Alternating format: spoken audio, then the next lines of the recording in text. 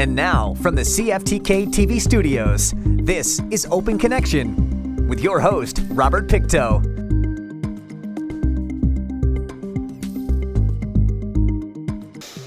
Welcome to Open Connection. I'm your host, Robert Pictou. Our show today comes to you from the traditional and unceded territory of the Tsimshian people.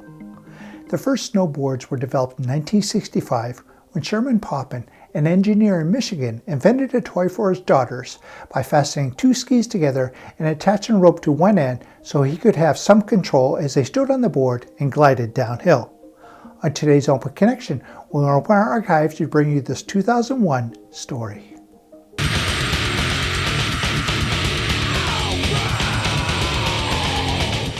The world of professional snowboarding and snowmobiling took a touchdown in Terrace a few weeks ago in search of the coveted powder. The big-name companies Slednex and Transworld Snowboarding were here to shoot segments for their upcoming high-budget films. Just kind of, it's a place that's never been exposed before. I've never seen it in any snowboarding or skiing videos, and especially sledding. Basically, and I've actually always wanted to come up here just because great mountains, and there's a lot of places don't really have a lot of snow this year. So, you know, the number of locations to go on trips are kind of have dwindled down. So you've got to pretty much pick somewhere on the west coast of BC is really the only place this year that's got a lot of snow. So our options weren't great, so this is where we ended up.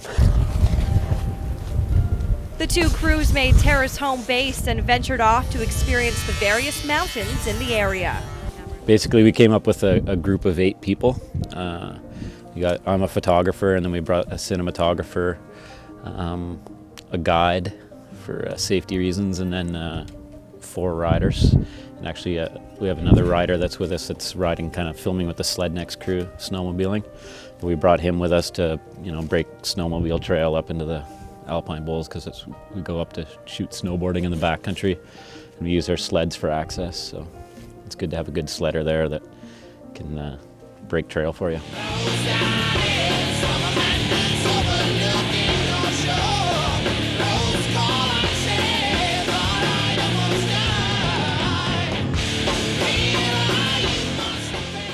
As well as shooting their video, TV10, which is planned to be released in September, Transworld was also up here doing some articles for their magazine. Tourism-wise, it'll be nice to see next year when the videos and magazine articles are put out. It'll be nice to see if we get some repercussions from that and get some tourism. And I think these guys are all up here, and they'll be spending some money in town, and it's fun, it's exciting, it's nice to. It's always fun to have visitors. We knew we had a great winter tourism product all along, so it's just really nice to see that it's getting out there in the snowboard community, which is quite large, and it's getting out to the snowmobile community. Terrace Tourism has actually hooked us up pretty good, and they've got us some deals on hotel and accommodations and stuff, and Tara and Rui are hooking us up with a place to stay, so it makes things cheaper. And the mountain was really gracious and gave us some lift tickets for today and stuff. So all those things help out and keep our costs down. So, but you know, we're looking to, you know, I don't know, depends how much beer we drink. The group of guys that we're with are all professionals. They all get paid to, you know, do what they do, and they're certainly the cream of the crop as far as it goes with you know, upcoming riders. These guys are all, you know, some of the bigger names. Lucas just, you know, did really well in a contest in Japan. Rider Lucas Huffman was born in the United States, but now calls West Coast Vancouver home. He's been riding for about 12 years and loving it. If you're having fun, you end up getting better at snowboarding, and it compounds, you know. But if you're up there and you're struggling and you're not like relaxed about it, like, it's not gonna work. So I just say breathe, relax, and let the good times roll. Pretty easy. Open Connection will be right back after these messages. And now, from the CFTK-TV studios, this is Open Connection with your host, Robert Pictou. Thank you for staying with us. The snowmobile market has been shared between 4 large North American makers: Bombardier Recreational Products, Arctic Cat, Yamaha, and Polaris. Today's higher-powered modern snowmobiles can achieve speeds of 240 kilometers an hour, while drag racing snowmobiles can reach speeds over 320 kilometers per hour. Let us return to the archives with Jeff Lawrence. The Canuck crew for the California-based company Slednex was excited about getting the opportunity to promote Canadian riders and terrain one more time. Last year, we produced the first Canadian segment in their movie, and they really liked what we did, liked the riders that we had, and decided to sort of step it up this year and really go for it and produce more of the movie in Canada, actually. So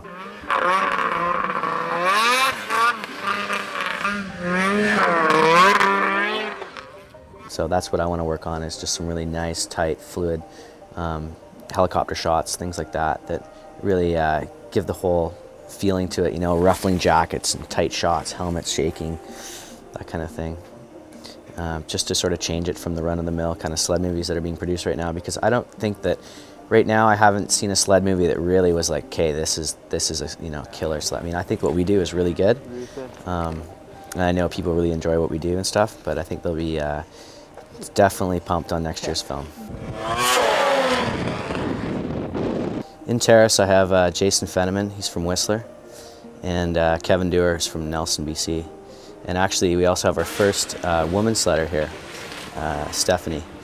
And so she's been definitely stepping it up, making the boys go for it, that's for sure. Having a woman along on the scene changes the atmosphere, for sure.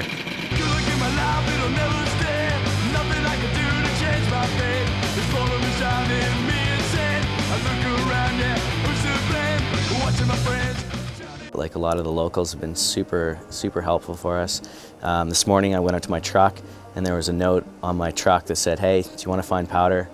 Here's my number, call me tonight, you know. And that was just this morning, you know, like every day I get messages from people who want to take us out and go riding, so that's really good. People have been super nice. Although the locals were friendly and made the crew feel welcome, Mother Nature wasn't as accommodating. The week before they arrived, the conditions were mild, melting the snow and eventually causing an icy crust when temperatures dipped, making conditions dangerous for Big Air. The conditions aren't great. I mean, we had a bit of rain, I guess, the other day, and it's cold, so it's a bit icy, but I mean, you can tell when the conditions are good that this place would be just amazing. I can definitely see the potential, because the mountains are really big, the terrain is vast, the accessibility is really good, but the snow right now is kind of hard. You've been experiencing some heavy wind blow and stuff, and so it's been a little bit hard on the riders. Yesterday Jason took a huge bail off a big cliff, came down this face way too fast, ended up tumbling to the bottom. The popularity of sledding is catching on, and the sport is busting out of just being known for racing. It's really becoming known. Like, now we've got the X Games, and they're doing freestyle events, which are doing a lot for the sport. There's a lot of people who are into it, you know, like a lot of these young riders, that's what they want to do. And if they can get exposed and get equipment, possible funding, travel budgets, that kind of thing, if that's what they want to do, then, you know, who's to stop them from doing that? And if some sponsorship money can help them reach their goals, and if we can help them reach their goals through exposing them in our films, then that's exactly what we want to do. The video Slednex 4 is scheduled to be released in October. I'm sure that the ski tourists in the backcountry don't really like hearing our piped out sleds ripping around, but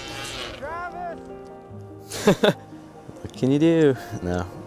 Yeah, no, it's pretty free, for sure. Wherever there's a trail or wherever there isn't one, we'll make one.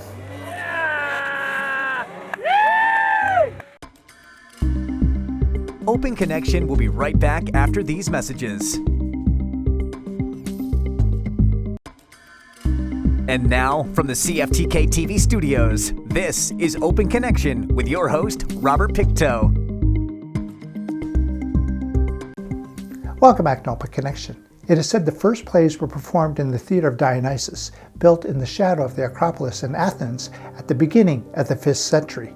But theaters proved so popular they soon spread all over Greece. Drama is classified according to 3 different types or genres: comedy, tragedy, and satire plays.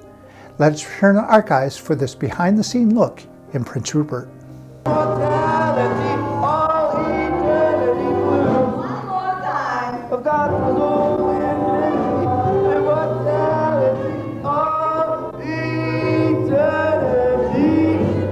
The musical is called Sorry the Bridge is Out, You'll Have to Spend the Night. It was written by Sheldon Allman and Bobby Pickett, and although not household names, their songs are well known. Mr. Allman is actually responsible for the George of the Jungle theme song and Super Chicken. And of course, Bobby Boris Pickett is most famous for the Monster Mash. The two combined efforts in 1966 and produced a full-length monster musical. And we here in Prince Rupert have attempted to bring it to life.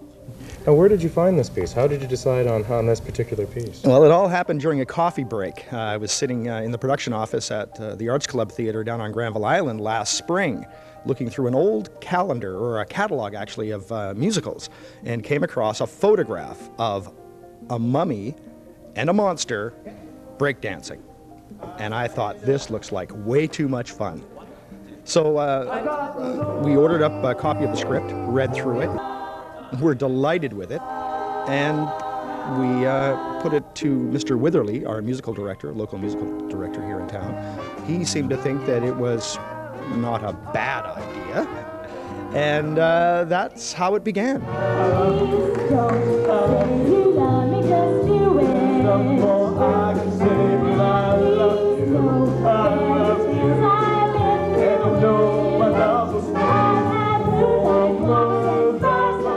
I think most people who have grown up in the television age have a soft spot for monsters.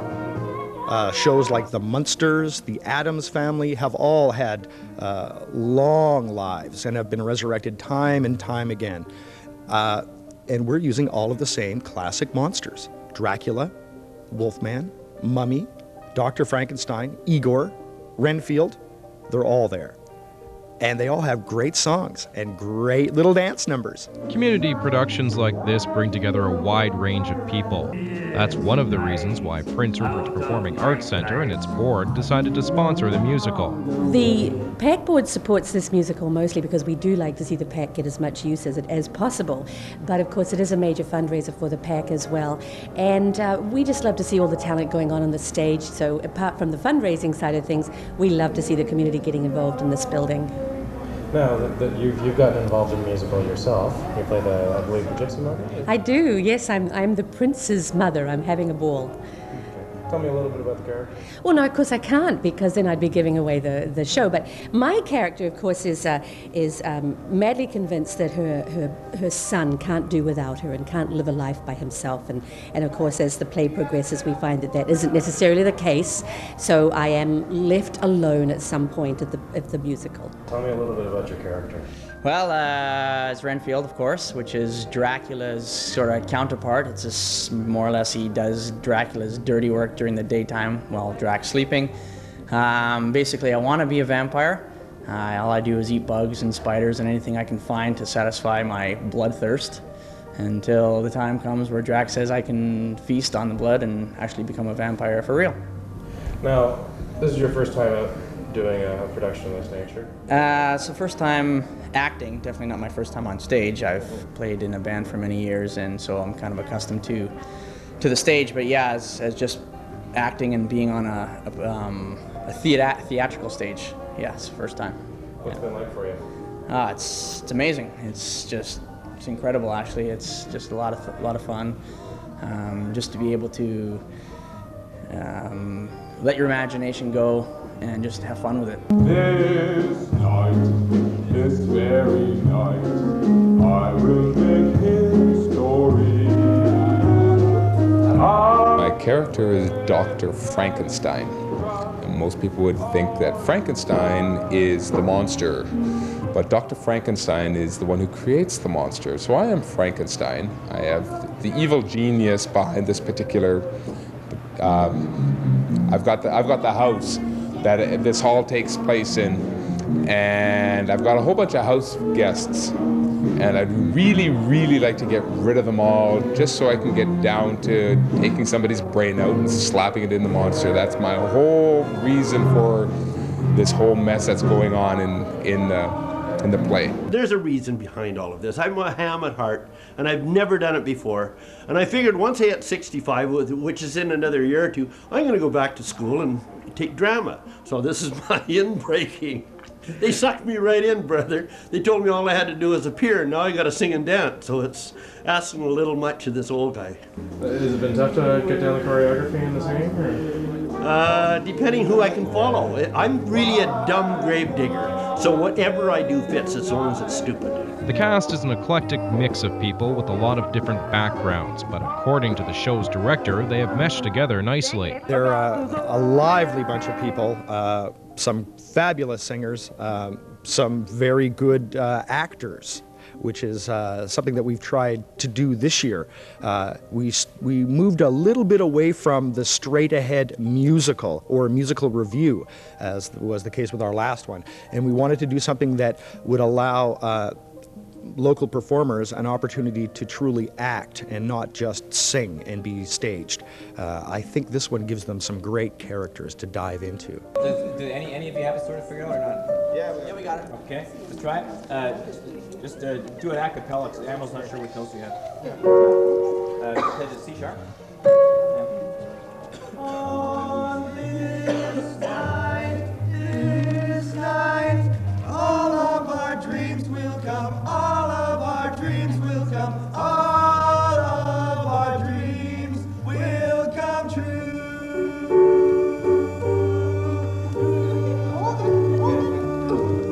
That's not quite it, but it'll work for now. As you can tell, this has been a lot of fun for everyone involved. I've never had so much fun in years. These guys are great to work with. We're just having a ball on stage practicing, and we're all friends out there, let's face it, and we're laughing at one another, and it's just a whole communal existence, you might say. I haven't had this much fun since I was 15 years old, for God's sakes. It was a really good introduction to Prince Rupert, that you could put on a play like this and have so many different people involved in it and all come together. The experience, definitely just the knowledge of how things work, what goes into a performance like this, the hard work,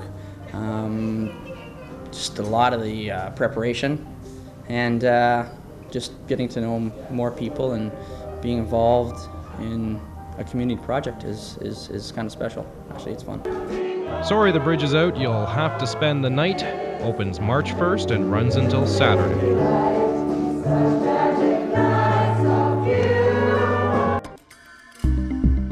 Open Connection will be right back after these messages. And now, from the CFTK-TV studios, this is Open Connection with your host, Robert Pictou. Scrapbooking history has its roots in England.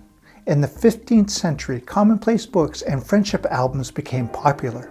Letters, poems, recipes, scrapbook quotes, and similar items were kept in commonplace books. In this final segment of Open Connection, we return to the archives with Sonia Gill. Scrapbooking has been around as long as photos have existed in one form or another, but a new style of the craft is emerging, and it's catching on in Terrace. Just a creative way of presenting your photos in albums by cropping, matting, doing decorative lettering and stuff, just to make them more excitable or more presentable. And the one nice thing about scrapbooking is that it's all photo-safe, acid-free product, so your pictures are going to last a lot longer. You're not going to open your albums in 20 years and they've discolored and gone brittle and all that kind of stuff. This new style of scrapbooking, which includes a wide variety of tools and techniques, is one of the hottest crafts right now in Western Canada. Down in Vancouver, it's really popular. And we actually, our wholesaler from Calgary has said that Western Canada has been a lot quicker to pick up on it than Eastern Canada. It's just now kind of making its way across, so more people are aware that it's not the traditional old, just cut a few things and paste them on a page. Like, it's more artistic, it's more creative. Or you're not going to use the same part, it's pretty much the same. The home-based crafty business offers workshops from Scrapbooking 101 to theme classes, and it seems many different people are getting involved to preserve their memories. We have a wide range of people, people who have just had babies or just got married, of course, or went on vacations because they've got all their photos that they want to put in an album. but we've also had people who, now with pictures deteriorating in albums and magnetic albums being so bad, wanting to go back and take their old albums from like 30 years ago and put them into new photo-safe stuff. So we've got all age groups, and of course I did mention the kids' classes too. So. In this class, there are some first-time scrapbookers mixed in with veterans who have been coming here since the workshops began last August. I've been working on my baby book, and I've been doing it for about 6 months. I've started, and I'm almost in my book. Well, I've added extra pages. Milestone Memory Books felt there was a need in the Terrace community to open up a space that would bring people together to share their passion of scrapbooking. We wanted to have a place that people could come and just try everything out, and a place where they could come work on the projects that they were already working on, and like gab and talk to people who are doing the same thing. And then put up top either right now. Okay. So in this, would you just leave it like that? I was doing it at home, and if you don't have the stuff, you can't pretty much do it at home. So if you have somewhere where you can go, which you do now, that it's, easier, especially if you got kids at home, which I do. They're into everything, they want to help. Many people that come to the workshops can expect to get 1 or 2 pages done a night. Also in the course of the evening, the mostly female scrapbookers swap ideas, techniques, and of course socialize. You found it? 10 years later. Where was it? Fern found it in a pattern that someone given her. Really? Box pattern? Oh yeah. My She felt her. Some days I come and I don't do anything. Just sit and talk and decide on what you're going to do, and when you realize it, your time is gone and you haven't done nothing, but you get out and socialize with grown-ups. But if you're not into the whole scrapbooking mode but still desire the finished product, the company will customize albums especially for you and even do the work. But some might say putting them together is half the fun. So instead of Construction of the $10.5 million treatment plant started a year ago, and it's been completed on time and on budget. The mill pumps 20,000 gallons of water a minute from the Kitimat River, and during heavy rains the water quality deteriorates, causing complications for the mill's processes. A lot of silt and sand coming into the mill, causing a problem with the pumps, mechanical seals, and a lot of maintenance, causing a lot of maintenance and extra expenditure and cost. Every shot done, we had to clean up a lot of sand and silt from our tanks and from some of the piping, and mostly all the filters had to be flushed at least once or twice a day to keep them clean. The way water is pumped from the river has been improved, and a huge new clarifier system that can hold up to 4.5 million gallons of water is up and running. The sand and silt is precipitated from the water by the addition of chemicals. Well, the chemicals are used to react with the colloidal materials in the water and form what is called a flock. And the size of the flock is what's key to the treatment process. As the larger the flock grows and the particles attach to each other, they will settle out. Thank you for joining us for this episode of Open Connection. The greatest distance in the existence of man is not from here to there, but the connection from his mind and heart. If we can conquer that distance, we can soar like an eagle and realize our immensity within. I'm Rupert.